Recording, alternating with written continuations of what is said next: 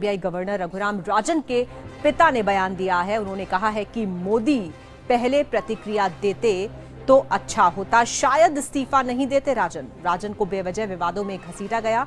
मोदी ने इंटरव्यू में कहा था कि राजन की देशभक्ति किसी से कम नहीं है। तो आरबीआई गवर्नर रघुराम राजन के पिता ने बयान दिया है, जिसमें उन्होंने कहा है कि अगर प्रधानमंत्री नरेंद्र मोदी पहले प्रतिक्रिया देते तो शायद रघुराम राजन इस्तीफा नहीं देते। राजन को बेवजह विवादों में घसीटा गया है।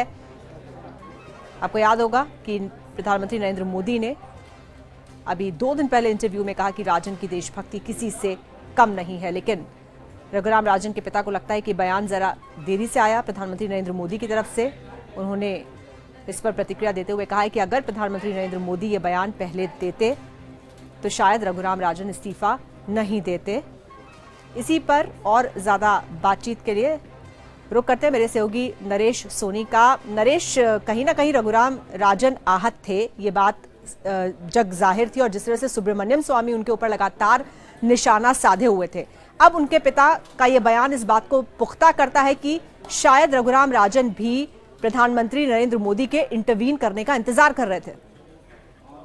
निश्चित तौर पे, क्योंकि इसमें कोई दो राय नहीं है कि रघुराम राजन ने जो स्टैंड लिया और कहा कि मैं सेकंड टर्म के लिए खुद तैयार नहीं हूं, आहत वो थे।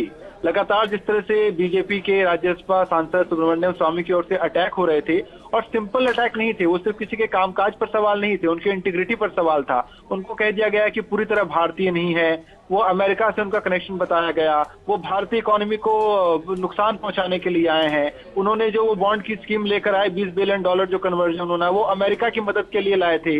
और इन सबके बीच में जिस टर्मोइल के दौरान राजन ने भारतीय इकोनॉमी को संभाला, आप किसी भी एशियाई करेंसी के मुकाबले देखिए, इस पूरे टर्मोइल में पिछले कुछ 2 साल की अगर हम बात करें, उनके पिछले 2013 से अब तक के उनके टर्म की बात करें, तो आउट परफॉर्म किया है भारतीय इकोनॉमी ने भी और भारतीय करेंसी रुपए ने भी।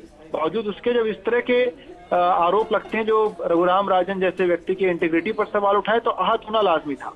बिल्कुल, बहुत शुक्रिया। ये बयान अब इसलिए आया शायद क्योंकि 2 दिन पहले 18 जून को रघुराम राजन ने कहा था कि उनको सेकंड टर्म नहीं चाहिए, और 2 दिन पहले यहाँ पर पीएम मोदी ने एक इंटरव्यू के दौरान निजी चैनल को कहा कि राजन की देशभक्ति पर कोई सवाल नहीं उठा सकता।